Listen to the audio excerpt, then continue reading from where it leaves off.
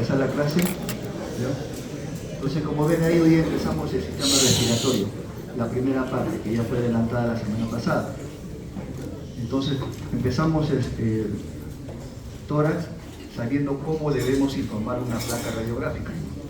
Lo primero que tenemos que tener es saber si la placa está apta para ser informada. ¿Qué debemos tener en cuenta? ¿No? Primero, que la placa debe tener buen kilovoltaje, buen amperaje. Como ven ustedes ahí, buen contraste entre el blanco y el negro. ¿Ya? Entonces ahí vemos la radiografía de tórax que se ve adecuadamente. ¿Cómo sabemos que se ve adecuadamente? Por las vértebras. ¿Ya? Por las vértebras. Las vértebras deben verse, como ven ahí, en la parte superior, a través del aire de la tráquea. Entonces ahí es el lugar donde se debe ver las vértebras en forma completa. Si las vértebras se ven aquí detrás del corazón, entonces quiere decir que esa placa no es apta para un buen diagnóstico, porque puede alterar las imágenes, no puede estar muy penetrada y las imágenes muy finas de cualquier patología puede verse tergiversada. Eso es. Después tiene que tener una buena simetría, del lado derecho igualito al lado izquierdo, en distancia, en todo. ¿Cómo sabemos eso? Las clavículas, miren el borde interno de las clavículas, ¿no? Debe estar la columna al medio, al centro, en el borde interno de las clavículas. Entonces sabemos que esa placa está muy bien, entonces no altera en nada la imagen. Después que debe estar en inspiración forzada. Saber si está medio inspirada o está en expiración. ¿Cómo sabemos que la placa está en inspiración? Entonces, cuando está en inspiración, ¿el hemidiafragma sube o baja? Baja. Cuando está en expiración, el hemidiafragma sube completamente. Entonces, ¿cómo sabemos que está en inspiración? Porque ha bajado. ¿Hasta dónde debe bajar el hemidiafragma? Tomamos en cuenta los arcos costales. Hay arcos costales anteriores y posteriores, pero más nos fijamos en los arcos costales anteriores. ¿Se pueden hacer con las posteriores? Sí se pueden hacer, pero van a demorar mucho. Entonces, mejor los anteriores. Y empezamos a contar el primer arco costal. ¿Hasta dónde debe bajar? Debe bajar hasta el sexto arco costal anterior. Ya, sexto arco costal anterior. ¿Cuál es el primer arco costal? El que se ve debajo de la clavícula. Ya ese es el primer arco costal. Porque también hay arcos, ustedes saben por embriología, hay arcos supernumerarios que están por encima de la clavícula. Entonces, esos no se toman en cuenta para ver si está en inspiración o en expiración. Entonces, ahí está la clavícula, el primer arco costal anterior, lo ven ustedes ahí. Segundo, tercero, cuarto, quinto, sexto. Ahora, puede bajar, como puede estar un poquito más arriba. Entonces, lo normal es que sea entre el quinto y el séptimo arco costal.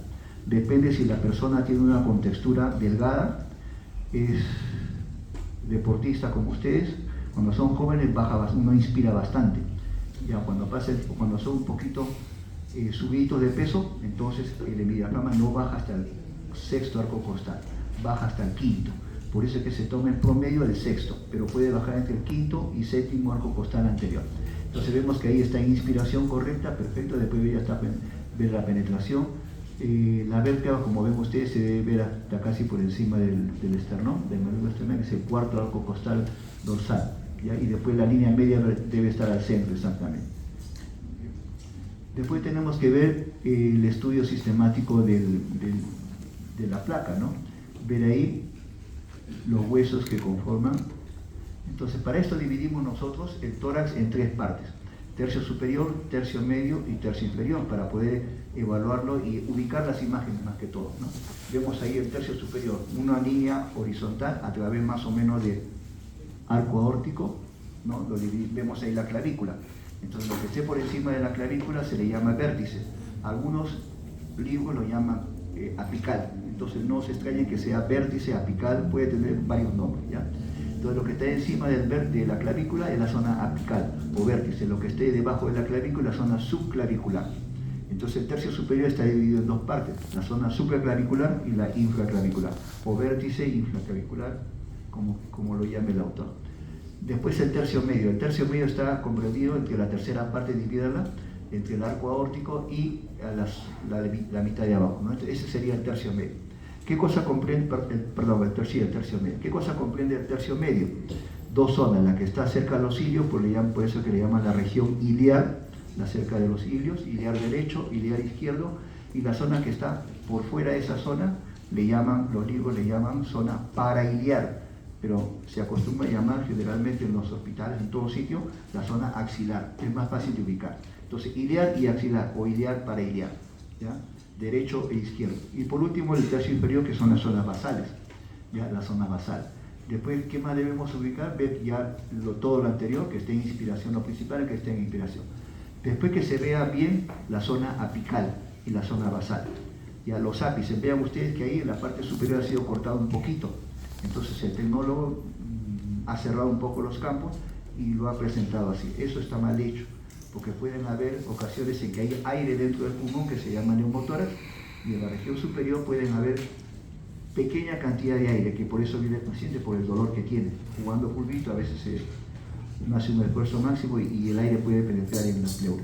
Entonces no se ve bien, entonces no sirve para tomar una buena evaluación. Entonces cuando vean una placa siempre debe estar comprendido más o menos un dedo por encima de la zona apical para poder ver si hay alguna patología en eso. Y también las bases.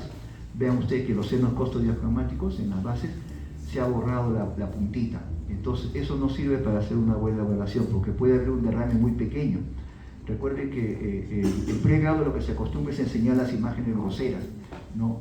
Un buen derrame, un buen colapso del pulmón, pero cuando uno está en residencia lo que se enseña son cosas mínimas, finitas, ¿ya? Porque por eso es por lo que viene el paciente a la consulta. Me duele, no tiene fiebre, nada, pero me duele arriba, me duele la base, me duele cuando tomo aire, etc. Puede haber un derrame pequeñito, ¿no? Y en la zona apical un neumotórax pequeñito que generalmente algunas veces se nos pasa, ¿no? A todos se nos va a pasar. Y la experiencia nos dice que tenemos que revisar bien. Ya tenemos que ubicar los senos costodiafragmáticos, senos costodiafragmáticos y senos cardiofrénicos, ¿ya? Senos costodiafragmáticos y senos cardiofrénicos o frenopericárticos. Recuerden cuando le viene una pregunta, no le viene en clase, ¿no? ¿Cuál es el seno? Le señala de acá, la parte de acá. ¿Es seno cardiofrénico? No, eso no es cardiofrénico, ese seno costodiafragmático, ¿ya? Entonces lo de arriba, lo de adentro es cardiofrénico derecho, cardiofrénico izquierdo o frenopericárdico derecho, frenopericárdico izquierdo. De ver las regiones apicales. Luego tenemos acá distinguir lo que es blanco, blanco, lo que es negro, negro. Entonces lo que es blanco se le llama, ¿cómo se llama? Radio opaco. Lo que es negro le llama radiotransparencia. También le llaman a la radiotransparencia radiolucencia, ¿ya? Va a encontrar la zona radiolucente. ¿Cuál es la radiolucente? Es la radiotransparente. Se nos indica la presencia de aire. No neumotórax necesariamente, puede ser más aire, más cantidad de aire en el mismo pulmón. Luego las imágenes complejas, la mezcla de aire con negro y región hidroaérea, puede haber un derrame con comunicación al exterior. Después, ¿qué cosa es el signo de la silueta? ¿Qué cosa es el broncodermo aéreo? ¿Y cuáles son las líneas de carga? Por ejemplo, ahí que vemos en esa radiografía. Siempre comparen los dos lados, el derecho con el izquierdo. Tienen que ser iguales, ya tienen que ser iguales. Vean ustedes ahí lo que señala la flecha. ¿Qué cosa ven? Es una imagen blanca. ¿Cómo se llama eso? Radio opaco. Entonces vemos una imagen radio opaca. Empezamos a describir nosotros las características, ¿no? Vemos una imagen radio opaca, redondeada, de más o menos tantos por tantos centímetros. ¿Cómo son los contornos? ¿Bien definidos o medio difusos? Entonces, todo eso tiene que describir. Si es bien definido, de contornos bien definidos, de contornos opacos, de contornos difusos. Ubicación, ¿dónde se ubica? En la región iliar o axilar. Más está en la región axilar, axilar izquierda. Ya tenemos la ubicación, ¿no? Que debe coincidir más o menos con la anamnesis, con la evaluación clínica, con la auscultación que ustedes le hacen al paciente. Entonces deben encontrar ahí alteraciones, ¿ya? Entonces serían alteraciones opacas que pueden corresponder a quistes, tumores, fibrosis intersticial. Luego tenemos imágenes transparentes. Entonces vemos ahí, comparamos, que la placa está más negra que de costumbre, ambos campos pulmonares, pero donde señala la flecha vemos una zona más negra que la zona más radiolucente, más radiotransparente, que nos indica la presencia de negrura en una placa, la presencia de aire. ¿Dónde está ese aire? Dentro del pulmón.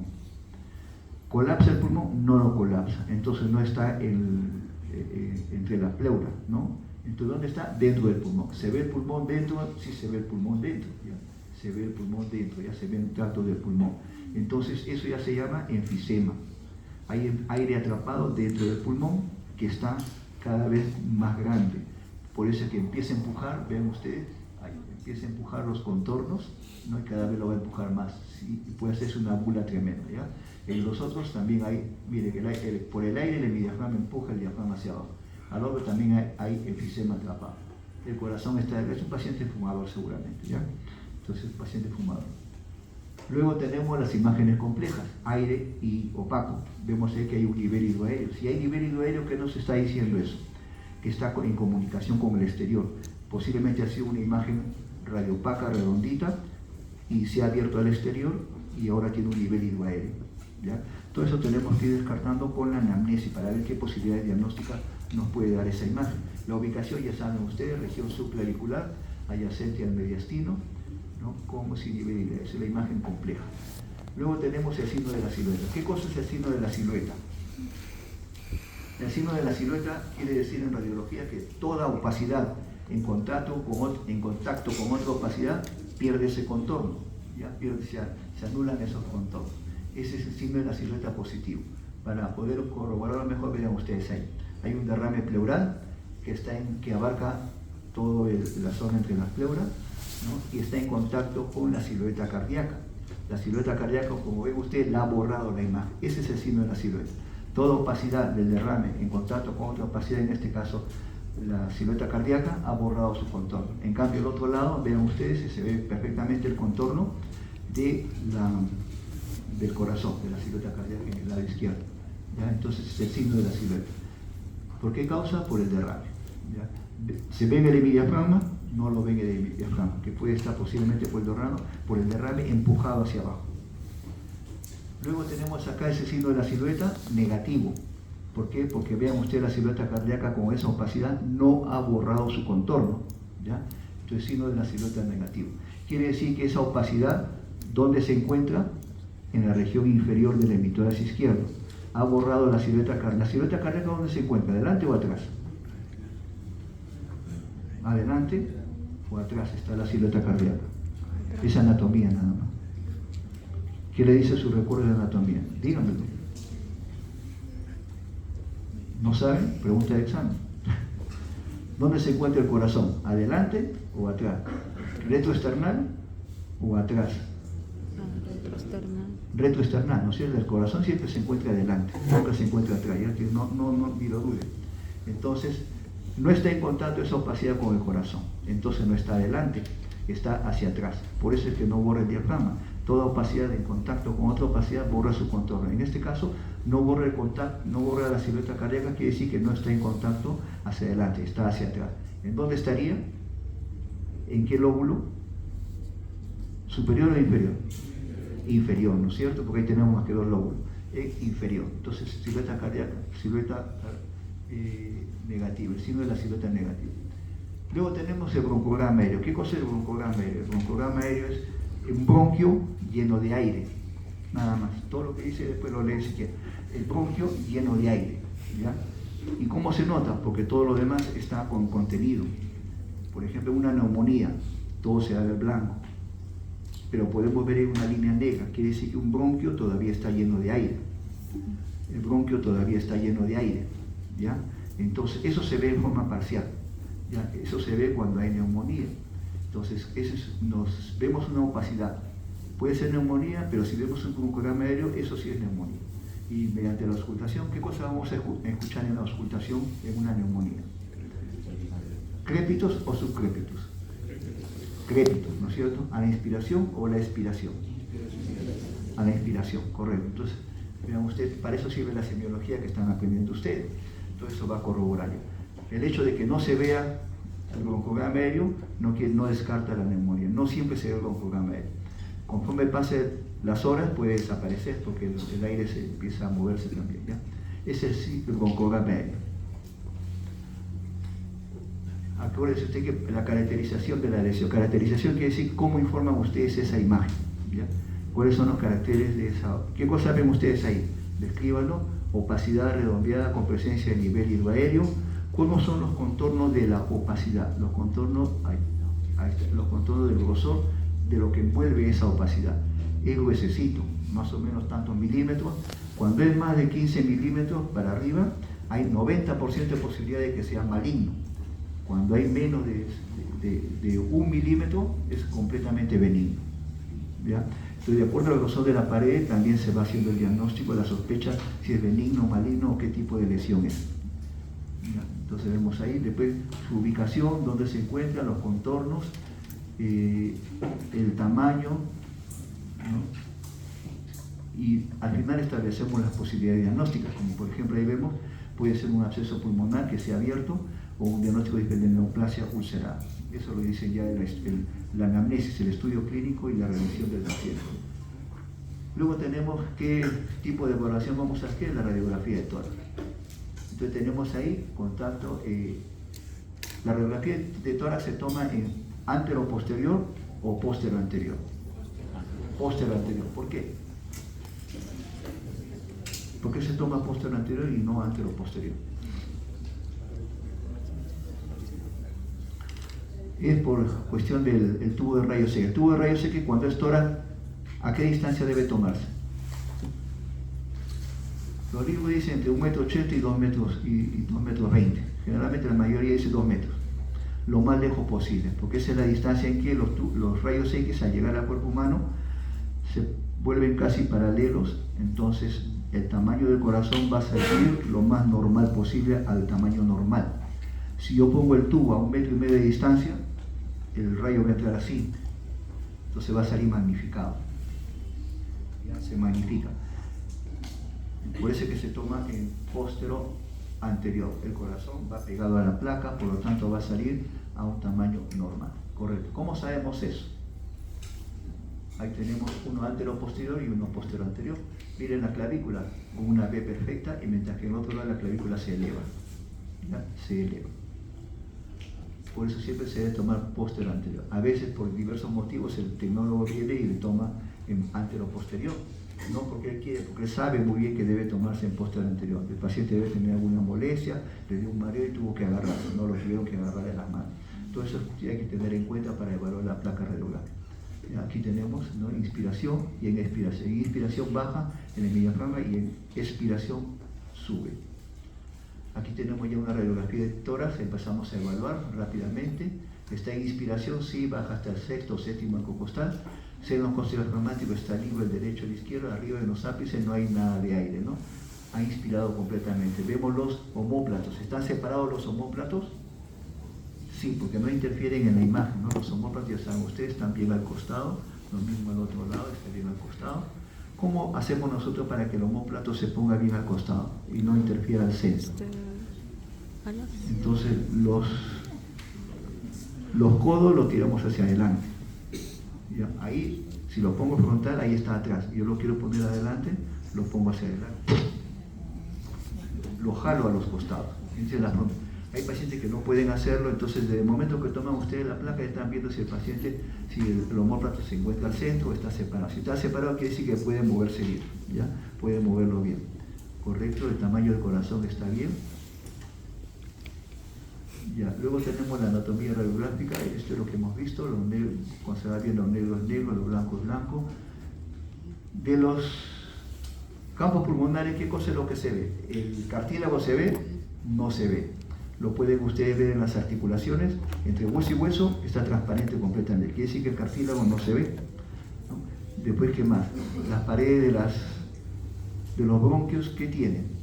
Tienen un poco de cartílago hasta alguna división, después tienen tejido blando, no se ve. Entonces no es, al centro es aire, entonces radio transparente completamente. ¿Qué cosa es lo que se ve entonces en el pulmón? Lo blanco. Ya, ahí se ve lo blanco, ¿no es cierto? Vemos ahí, desde el ilio, va adelgazándose hasta llegar a la perite. ¿Qué cosas son esas estructuras, esas imágenes? Acá se ve, ¿no? Debemos sacarlas. ¿Qué cosa sería eso entonces? ¿Serían bronquios, esta línea, las arterias o los bronquios serían eso?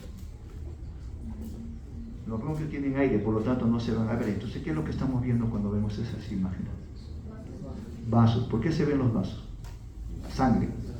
Porque tiene líquido, y lo líquido es radiopaco. Entonces todo lo que vemos ahí, esas estructuras de lirio que es más grueso, hasta la periferia, que se va adelgazando y casi desaparece, 2 centímetros antes de llegar a la periferia casi desaparece porque se ha adelgazado bastante.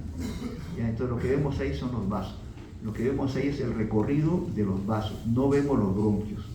Los bronquios no se ven porque no tienen aire, tienen cartílago, tienen tejido blando, etc. Y por lo tanto eso no tiene traducción radiológica. ¿Cuándo se ven los bronquios? ¿Cuándo se pueden ver los bronquios? Cuando tiene contenido dentro de ella. ¿Qué contenido pueden tener? Moco. De un tumor, el tumor que va avanzando. ¿Qué más? Sangre. De un proceso inflamatorio parenquimal agudo o una tuberculosis, la secreción que va dentro de ella se volvió opaco. Y entonces cuando hay contenido dentro de ella, ahí recién se vuelve radiopaco, ahí podemos ver los bronquios.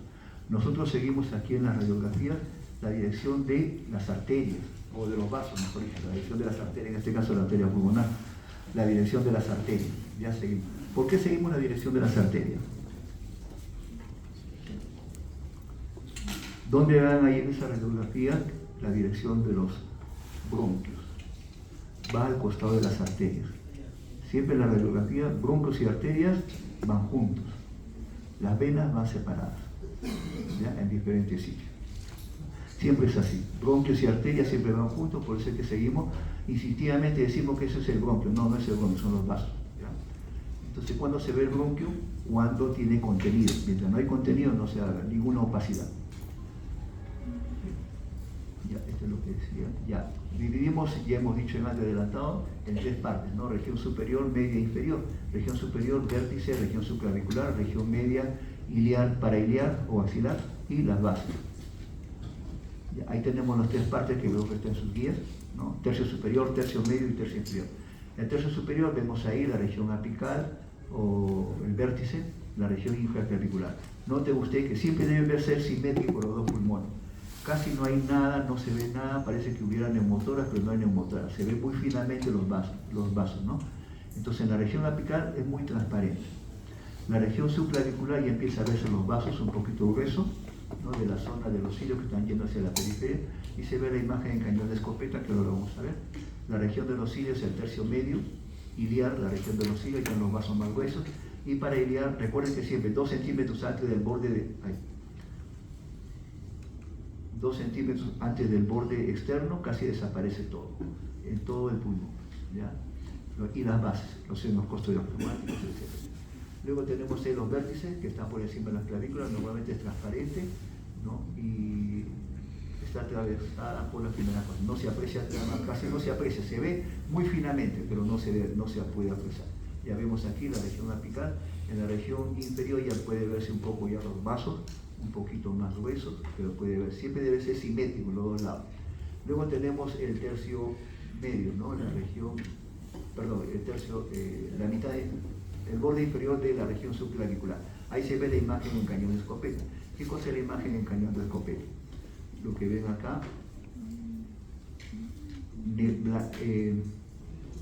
aire dentro de esto y opaco en esta cosa. Una imagen redondeada, opaca completamente, y la otra imagen redondeada, pero con aire dentro de ella. Uno es la arteria, la que está hablando completamente, y el otro es el bronquio. Siempre van juntos. Ya con eso se pueden ver, siempre van juntos. Entonces ven ustedes ahí la imagen, le dicen la imagen en cañón de escopeta, dice que va a disparar con un rifle, ¿no? Ahí ven esa imagen. Los 2 están iguales. ¿Qué pasa si yo veo el bronquio un poco más grande que la imagen de la arteria? ¿Qué me está diciendo eso? Que el bronquio está más dilatado. ¿Cómo se llama cuando el bronquio está más dilatado? Bronquiectasia. Entonces por eso se puede distinguir ya prematuramente la bronquiectasia, ¿no? Si tiene alteración, si hay una o tiene varias, la bronquiectasia. Para eso mejor para ver más finalmente la bronquiectasia en la tomografía, pero ya empieza a distinguirse. Luego tenemos aquí la región iliar, más gruesa, ¿no? Tiene ahí está la región iliar, ¿no? Con los respectivos vasos de la arteria pulmonar más gruesos, y se va desplazando conforme van a la periferia. ¿Y esta línea qué sería? ¿Qué sería esta línea? Esa línea horizontal delgadita, muy fina. Esta de acá, ¿qué sería? Vemos aquí la región iliar con todos los arterias y bronquios, ya son más gruesos, Luego viene la región parailiar, ¿no? La región parailiar, como ven, todo desaparece casi a 2 centímetros dentro de a 2 centímetros de la parrilla costal. Tenemos la región iliar y parailiar o axilar. La mayoría lo considera como axilar, porque es más fácil, ¿no? Para recordar. Y ahí tenemos esa línea que la vimos en antes. ¿Qué cosa sería esa línea? Ahí dice su nombre, la cisura. ¿Cuántas cisuras tenemos en el pulmón derecho? 2. La horizontal, que es ahí, la horizontal, que es más pequeña, y la cisura diagonal, ¿no? Oblicua le llaman, oblicua, perdón. Y en el lado izquierdo solamente 2 lóbulos, la cisura oblicua. La cisura se ve, no debe verse. En este caso, cuando el rayo la agarra en forma casi perpendicular, puede verse, como en este caso. No hay nada adentro, es normal, puede verse normalmente, ¿ya?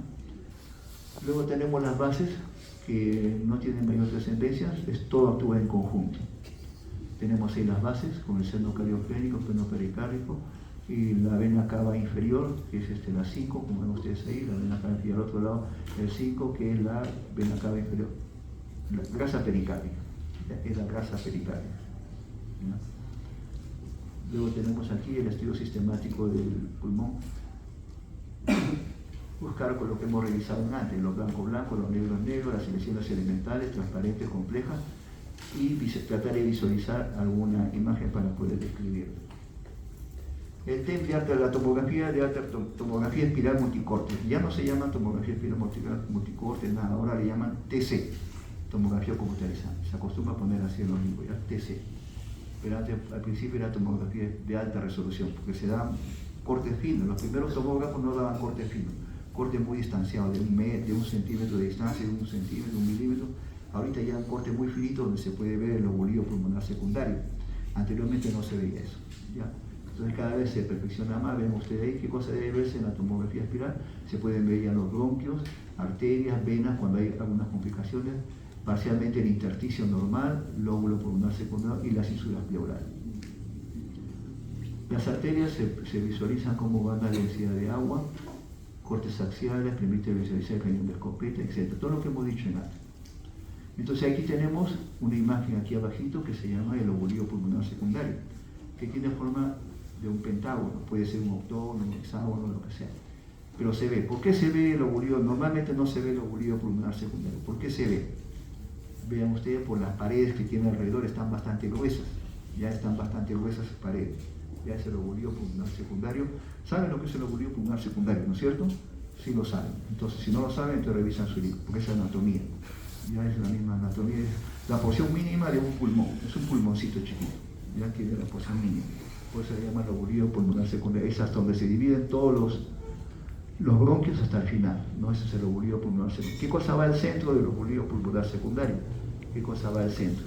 Siempre va la arteria con el bronquio, siempre van juntos, arteria y bronquio van juntos, y la vena va separada, ¿ya?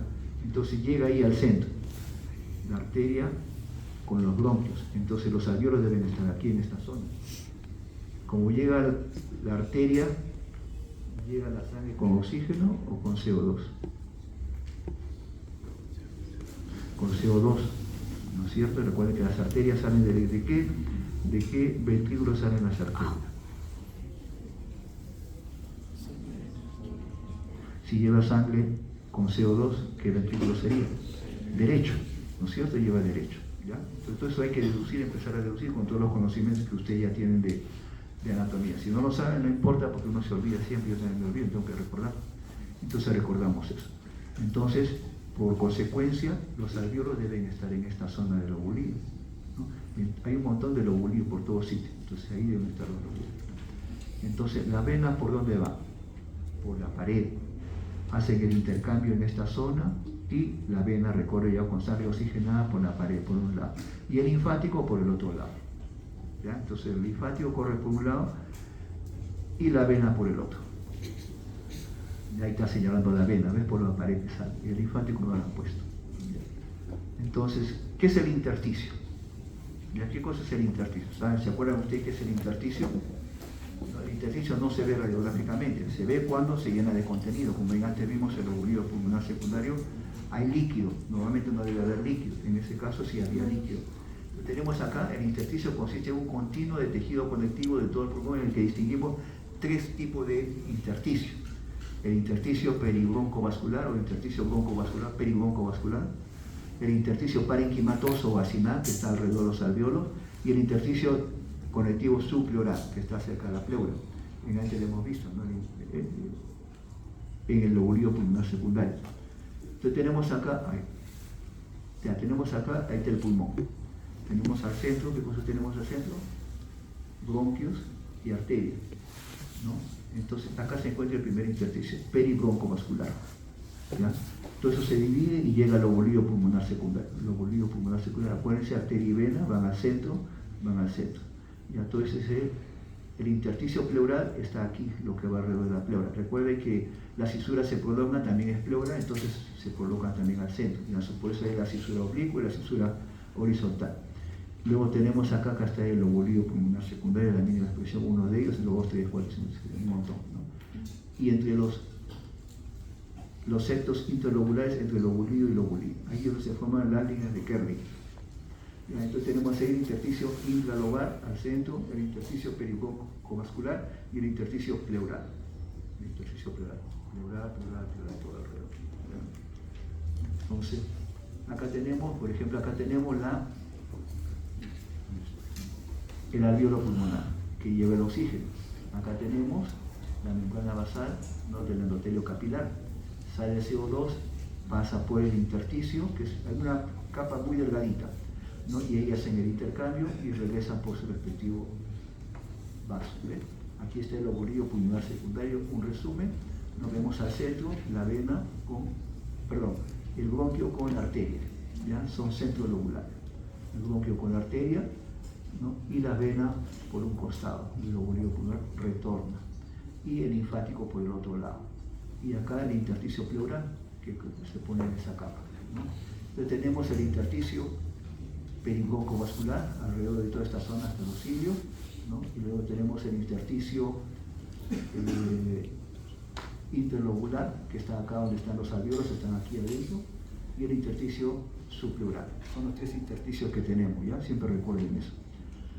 Entonces aquí tenemos el resumen, ¿no? El intersticio peribroncovascular, intersticio alveolar e intersticio pleural, ¿no? Acá tenemos, y acá está todo, ¿no es cierto? Ese lobulillo pulmonar secundario, puede ser pentágono, hexágono, lo que sea. Entonces acá tenemos arteria con bronquio, van hasta el centro. Ahí se dividen en un montón de alveolos, y después hacen el intercambio, recorren por la pared, hemos dicho, la vena y el linfático. Entonces, intersticio peribroncovascular, intersticio acinal e intersticio pleural. Son los tres intersticios. El tejido intersticial, ¿qué cosa es? Parenquimatoso, peribroncovascular y subpleural. ¿Qué tenemos en el parenquima? Rodea y sostiene los alveolos. Peribroncovascular rodea y sostiene los bronquios, arterias, venas, linfáticos. Y el subpleural en contacto con la pleura, con los septos interlobulares. Ahí se encuentra la línea de Kerley. Ya tenemos ahí el tejido. ¿Qué cosa es el tejido intersticial?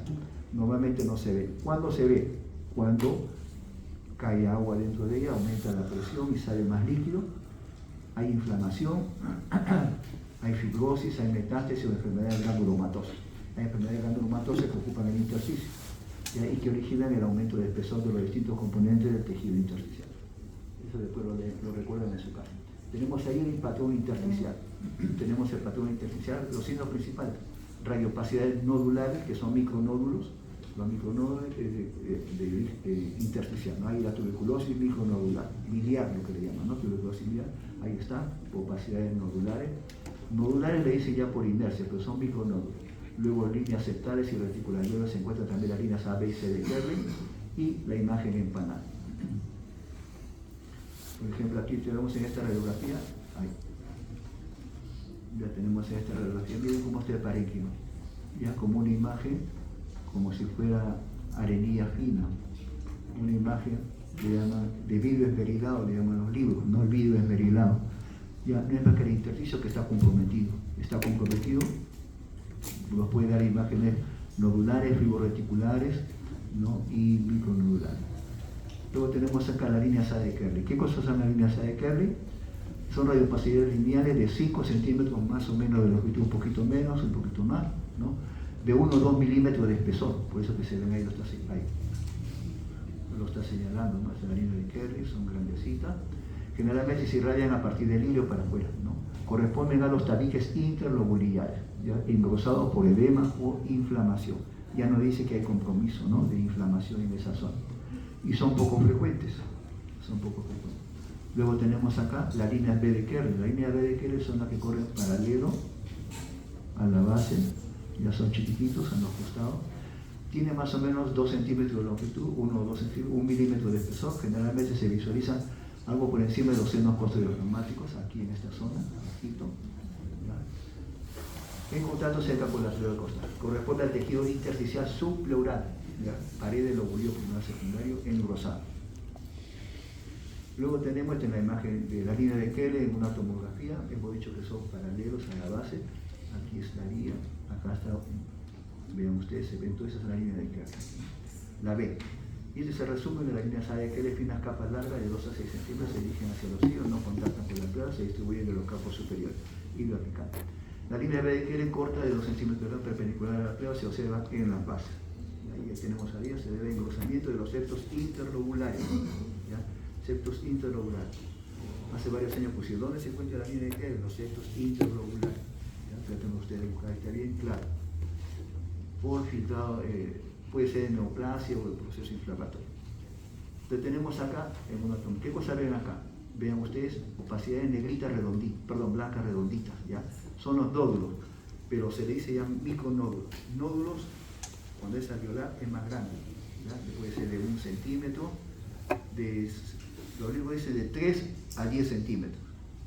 Otros libros dicen, no, los nódulos de origen intersticial son de 2 a 5 milímetros. ¿Ya? En realidad son micronódulos. ¿Ya? Son redondeados nítidamente, vean ustedes, parecen como si hubieran tirado arenilla, ¿no? Eso le llaman miliar. ¿Ya? ¿Dónde se ve eso? En la tuberculosis. También se ve en la neumoconiosis. Son igualitos. La clínica es la que manda. ¿Ya? Siempre. Mayor tamaño y densidad en el nódulo paterno-alveolar. Se confunde, no confluye. No es como los nódulos de origen alveolar, neumonía, que si se unen unos con otros, confluyen. Ya confluyen, se van juntando hasta formar uno más grande. En cambio, estos no. Se pueden superponer, sí, pero no confluyen. Tenemos aquí, ¿no? Igualito, patógeno intersticial globular, micro, cambiando de ventana, dos micronodular, en donde se observa la TBC biliar, la metástasis respiratoria, neumoconiosis, sarcoidosis. Entonces se ven en muchas enfermedades, igualito se ve. Entonces depende de la clínica que ustedes hagan, la revisión. Por si acaso las transparencias se dejo ahí. Luego tenemos el patógeno intersticial rico reticular grueso o empanal.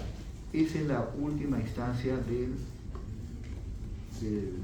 compromiso intersticial. Es la última etapa. Eso ya es lesión irreversible. Cuando ve la imagen en pantalla verde, quiere decir que esto ya no cura. Ya le quedará poco tiempo de vida, depende de... ¿no? Es la modalidad avanzada del patrón reticular. Bandas radiopacas anulares rodean el área radiolúcida. Ya tenemos el pasón de paredes gruesas de 2 a 3 milímetros de espesor por fibrosis intersticial. La fibrosis intersticial idiopática se fibrosa. ¿Qué cosa es fibrosis del intersticio? ¿Cómo creen ustedes que es? El intersticio es el esqueleto de todo el pulmón. Se ve de la ápice hasta la periferia. Lo que afecta arriba, jala abajo. Lo que afecta abajo, jala arriba. Siempre. Cualquier cicatriz, jala las bases. ¿Por qué? Porque están conectados por el intersticio. El intersticio es una pared muy fina que recorre todo el pulmón. Cuando uno respira, las pleuras, los músculos jalan y circula todo el líquido. Aspira y así está circulando constantemente todo el líquido. Tiene un diámetro de 5 a 10 milímetros. Lesión irreversible se localiza predominante en las bases. Tenemos aquí, ¿no? el patrón intersticial, donde se observa en la tuberculosis, fibrosis, ya es la última etapa. ¿Ya? Y es irreversible en este caso. Se ve en los pacientes de edad avanzada, pacientes que fuman bastante, etc. Y en esas enfermedades, la tuberculosis, ¿no? Que no se cura, también va rumbo a eso. Tenemos ahí se ve en las bases, ¿no? En una tomografía se ven así la imagen, que nos hace recordar el panal de abejas, porque dice la imagen en panal de abejas, ¿no? Entre comillas, ¿no? Lo vemos ahí en todo el pulmón, mira cómo está comprometido. Y eso, el compromiso intersticial es como si le echaran ustedes cemento al intersticio. le echan cemento, se seca, entonces cuando uno respira, ya no se puede estirar más. Y eso es irreversible, sigue progresando, y cada vez se forma esa imagen, ¿no? Como imágenes como si fueran bronquiectasias, imágenes de aspecto bronquiectásico, dilataciones, se ve más en las bases. Llega un momento en que ya no puede respirar, porque la respiración va con la inspiración, y la expiración se mueve, ventila todo el pulmón. Pero si ya no puede jalar, no ventila, como el COVID, ¿no? El COVID también era coágulos dentro de los alveolos, entonces por más que jalar, ya no ventilaba y se ahogaba, ¿no? Ustedes han visto todos en las películas cómo mueren los de COVID, ¿no? No pueden respirar. Igualito sucede en esto. Por más que jalar, entonces tiene que aplicarle oxígeno a presión, pues a gran presión, para que pueda pasar al alveolo. Llega un momento que eso no le hace nada y el paciente fallece, ¿no? ¿Qué es lo que lo salvaría?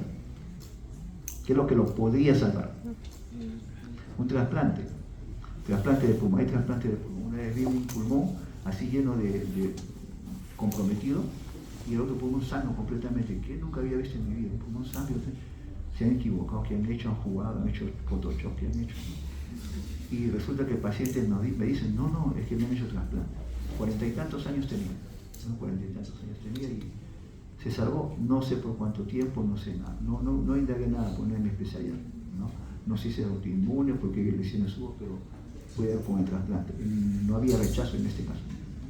Ya tenemos aquí, este es el edema intersticial, lo que vimos adelante, aquí vemos los lobulios, un montón de lobulios pulmonar secundario. ¿Por qué se ve?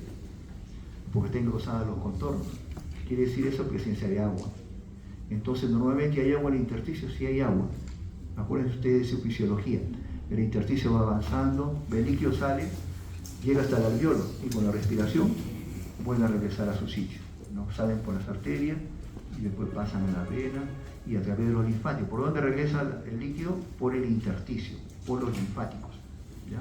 Como respira se va movilizando. Entonces, ¿cuál es la presión arterial de una persona? 80-120, 8-12, es lo que dice todo el mundo, ¿no? 80-120. Correcto. ¿Y cuánto es la presión dentro del circuito menor en el pulmón? ¿Se acuerdan? Si no se acuerdan, tienen que acordarse. ¿Cuál es la presión en el circuito menor? Si no tienen su internet, búscanlo ahí en su internet. Entonces, de 8 a 12 dicen los tipos, pero para que aseguren, búscanlo ahí. No, la presión arterial sería de 8 a 12 milímetros. ¿De agua o de mercurio? De mercurio, ¿no? Entonces, de 8 a 12. Entonces, normalmente sale agua al intersticio y regresa, pero no sale en la cantidad como para que se vea así, este edema intersticial se llamaría. Entonces, ¿cuándo empieza a salir agua al intersticio? Y ya se hace difícil regresar. Cuando el líquido, cuando la presión sube más de 20 milímetros. Ahí sale el líquido al intersticio, pero no regresa con la rapidez para volverse transparente. Sino que empieza cada vez a ver más y se vuelve blanco alrededor. Y se forma en la radiografía esa imagen medio opaca, sucia que se ve en todo el pulmón. Ese es un edema intersticial. ¿Cuándo pasa el líquido al alveolo para formar un edema agudo de pulmón? Cuando la presión sube más de 20 milímetros de mercurio. En algunos es más de 8, más de 20 edema intersticial, más de 25 edema agudo de pulmón. Algunos autores dicen no, más de 25 edema intersticial, más de 30 edema agudo de pulmón. Entonces van a encontrar referencias y lo van a poner en sus exposiciones de acuerdo a las que ustedes se encuentren, ¿ya? Entonces tenemos el normal es de 8 a 12, ya por si acaso. Pero ya saben por qué se ve en algunas personas y otros no, porque no. Ya. Luego tenemos ahí la imagen de cañón de escopeta, ven ustedes, ¿no? Acá está la arteria, siempre recorre la arteria con el bronquio, ¿ya? Siempre van acompañados para ir al centro del lobulillo pulmonar secundario. Entonces tenemos acá tenemos lo mismo que lo decía antes, la arteria y el bronquio, la vena va separada. ¿Y esto qué sería?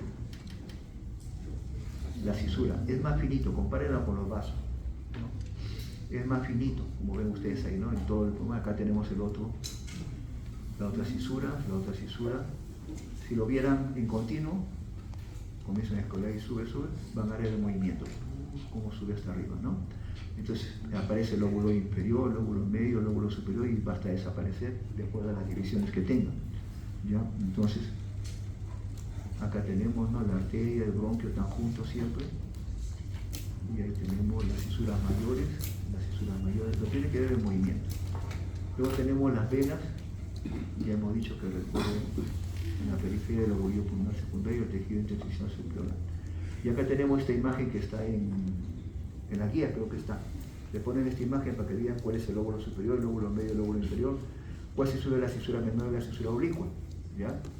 Buscando en internet, encontré en lo pueden poner los que tienen su internet ahí, lo ponen copian IP y van a ver el movimiento. Dura un minuto nada más.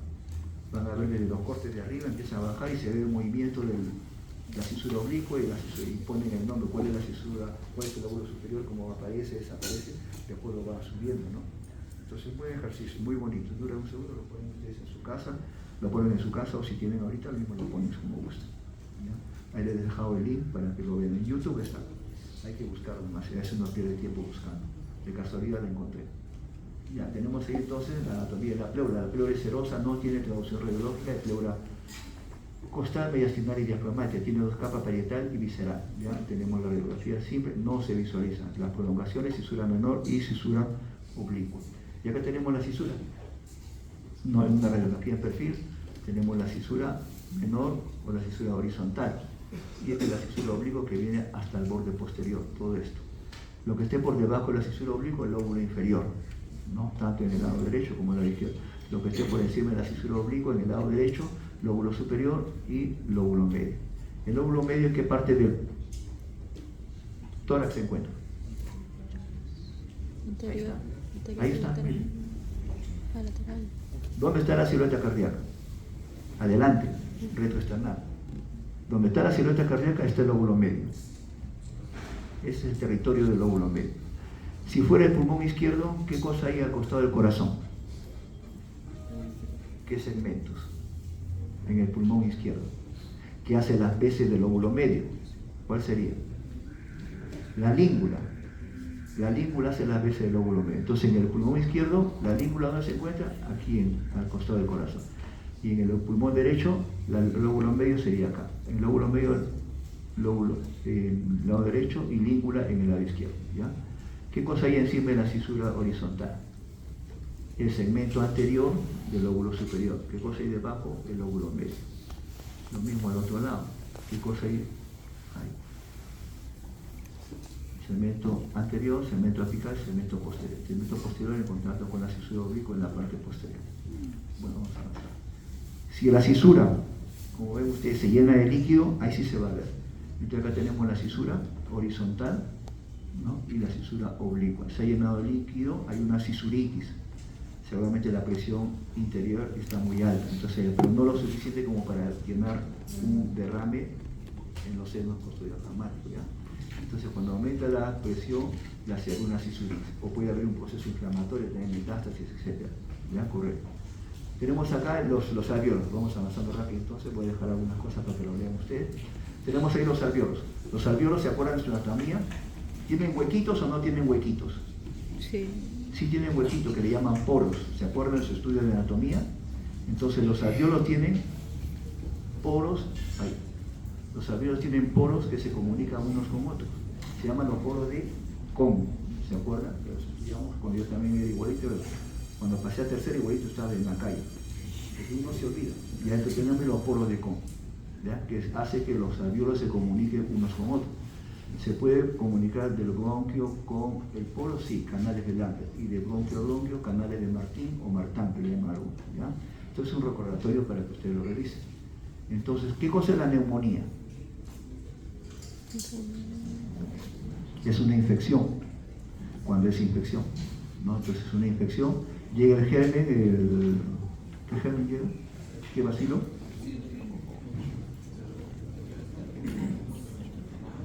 Neumococo, un neumococo, ya lo más simple, un neumococo. Llega el neumococo, ¿no? Llega ahí al alveolo e infecta. ¿Qué cosa pasa en la infección? Se inflama, entonces todo el alveolo empieza a inflamarse. Las paredes del alveolo empiezan a inflamarse.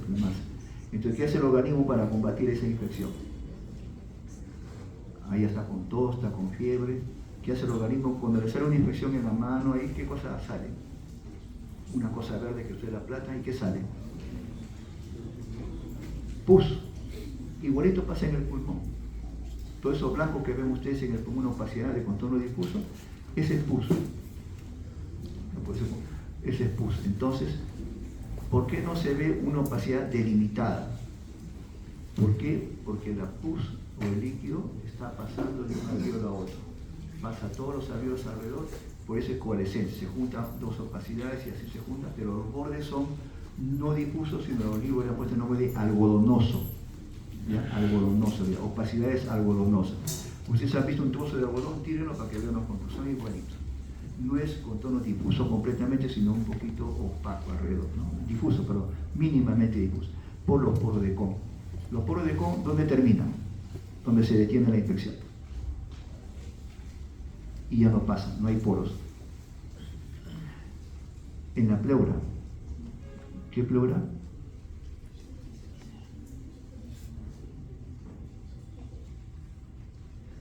¿Qué pleura?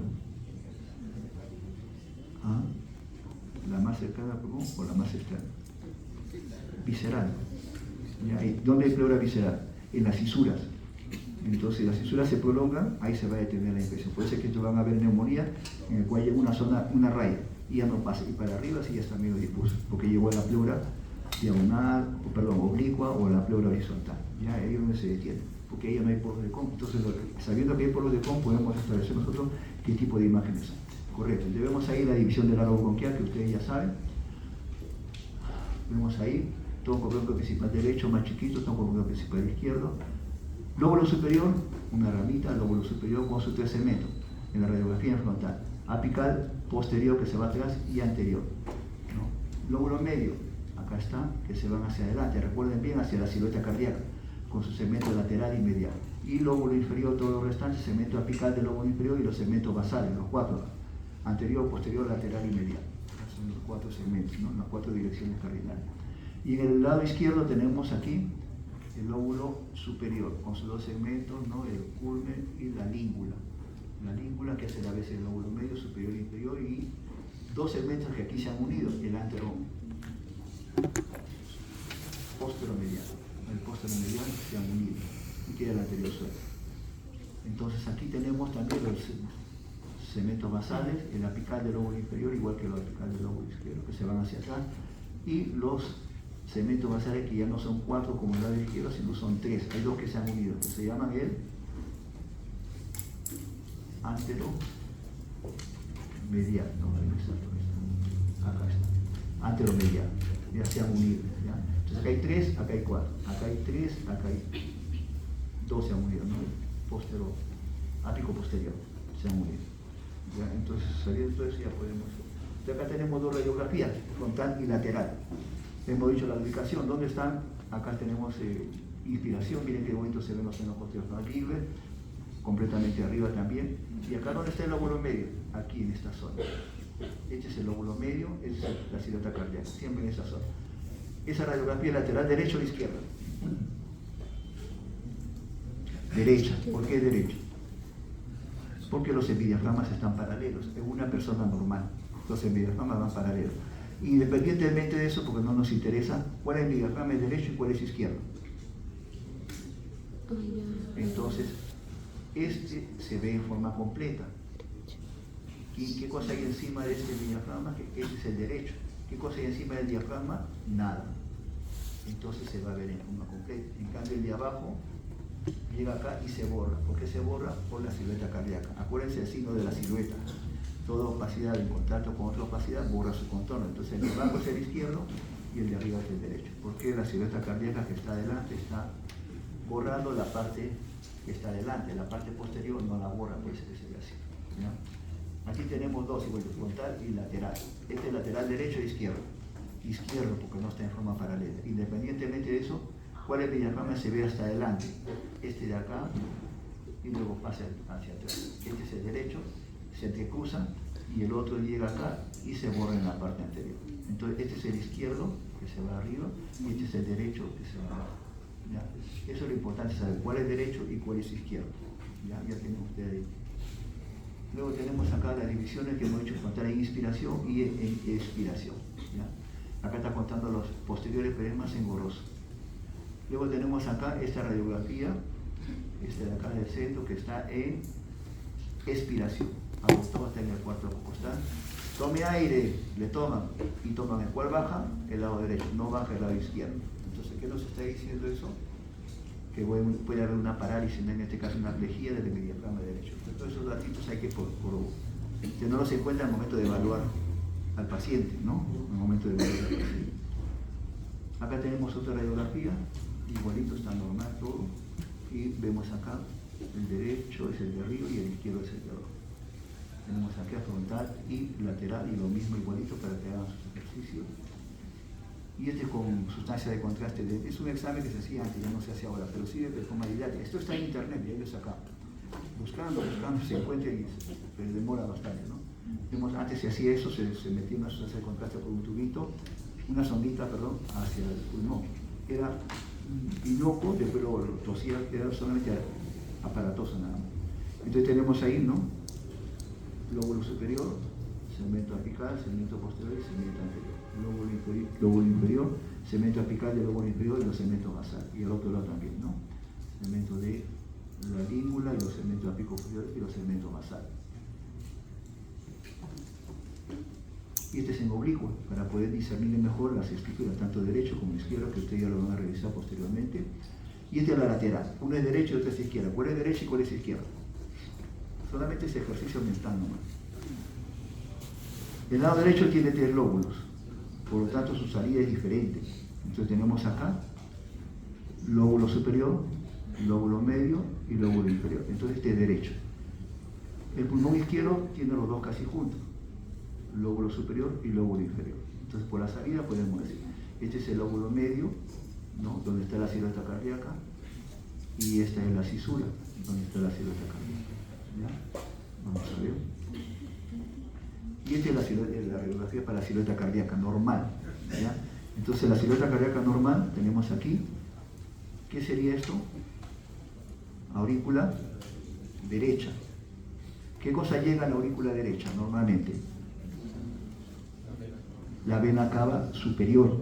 Entonces, esto de acá es la vena cava superior. Este es el punto D que le llaman, ¿no? Aquí quiebra y tenemos la vena cava superior. De aquí para arriba, ¿qué cosa es? La vena cava es continuación de ¿qué venas? El tronco branquiocefálico. El tronco branquiocefálico derecho se junta con el tronco branquiocefálico izquierdo, que le llama también la innominada, y forma la vena cava superior y la aurícula derecha. En el otro lado, ¿qué cosa es esto? Ventrículo izquierdo. ¿Qué cosa es esto? El callado de la aorta. Y el tercio medio, ¿qué cosa es? La orejuela de la aurícula izquierda. La orejuela, no la aurícula izquierda está al centro, ¿ya? Pues la aurícula izquierda está al centro, delante del esófago. Entonces tenemos acá la orejuela de la aurícula izquierda y la parte superior, la rama izquierda de la arteria pulmonar. La parte inferior sería, superpuesta a la orejuela, sería el tronco de la pulmonar, o sea, la rama principal de la arteria pulmonar. Entonces también encontré esto en YouTube, perdón, en Radiólogo y Asista, ¿no? Esta es imagen, ahí está. Lo van a encontrar, ponen en inglés, corazón Her norma, y comienzan a leer, y me salió este, de ahí lo copié para acá. Muy didáctico. Entonces tenemos ahí está la vena cava superior, como lo que les estaba diciendo, vena cava superior, tronco branquiocefálico derecho, la innominada tronco izquierdo y abajo la vena cava inferior. Ahí llega a la aurícula derecha, ¿no? De ahí pasa al ventrículo derecho. El ventrículo derecho está al centro, detrás del esternón. Ya siempre está al centro, detrás del esternón. Luego llega la aurícula, el cono de la pulmonar, que es el tercio medio, ¿no? Lo que les decía. El cono de la pulmonar y la parte superior, la rama izquierda de la arteria pulmonar. De regreso tenemos la orejuela de la aurícula izquierda, que es esta parte de la orejuela. La aurícula izquierda está al centro, delante del esófago. Atrás del esófago y delante del ventrículo derecho. Luego tenemos acá el ventrículo izquierdo, que nos da la imagen. Y ahí el callado de la aorta. La aorta, normalmente vean ustedes, aquí se ve un poquito por dentro de la vena cava superior. Ese es un paciente joven como ustedes, porque en un paciente ya de edad como yo, las arterias pierden su elasticidad y se va avanzando, una elongación hace, ¿no? Entonces en un paciente de edad, aquí se ve aorta ascendente en esta zona, que ha sobrepasado la vena cava superior. ¿Ya? A veces viene la aorta, da vuelta, se la usted control correcto. Entonces tenemos aquí, y esa es la superposición con la vena. En la radiografía oblicua, ¿qué tenemos ahí? ¿Qué cosa sería esta partecita de acá? ¿Qué sería esto? Ventrículo derecho o izquierdo. Tracto cardíaco. ¿Qué cosa sería esta partecita? Y acá se proyecta el arco aórtico, pero esta partecita, de acá, ¿qué cosa es? Entonces vemos aquí la vena cava superior e inferior que va al centro, ahí está la aurícula, ventrículo. Entonces esta imagen de acá es el ventrículo, detrás del esternón, acuérdense bien, ¿no? Tenemos acá el ventrículo y acá sale el cono de la pulmonar. Esta partecita es el cono de la pulmonar, o la arteria pulmonar principal, ¿no? Y luego viene ya atrás la aurícula izquierda, abajo de eso ventrículo izquierdo y adelante saliendo el callado de la aorta ascendente, ¿no? Un poco por dentro de la imagen del cono de la pulmonar. Y ahí tenemos las dos superpuestas, ahí está, ¿no? Ventrículo, el cono de la pulmonar y el arco aórtico. Y en la parte posterior, eso es lo que le decía ya en el escrito, todas las imágenes que le he relatado. Y también todas las imágenes que le he relatado. El punto D, lo que ya les he explicado. Y luego tenemos las imágenes en el lado izquierdo, lo que les he dicho, el arco aórtico, rama izquierda de la arteria pulmonar, la orejuela de la aurícula izquierda, la orejuela de la aurícula izquierda y el ventrículo izquierdo. Y en el borde posterior, este es el borde anterior que ya les dije, el borde posterior que tenemos, de abajo hacia arriba, ventrículo izquierdo, aurícula izquierda y los demás vasos. Tenemos aquí, es el espacio retrocardíaco. Para ver el mediastino anterior, medio y posterior. Cambia con los diferentes autores. A uno le ponen, no, el mediastino anterior es hasta acá, abarca el corazón, no, el otro no abarca el corazón. Y eso se discute. Entonces agarren ustedes lo que mejor les parezca o lo que dice su profesor en clase, ¿no? Tenemos ahí, ¿no? Y ahí termina. Gracias.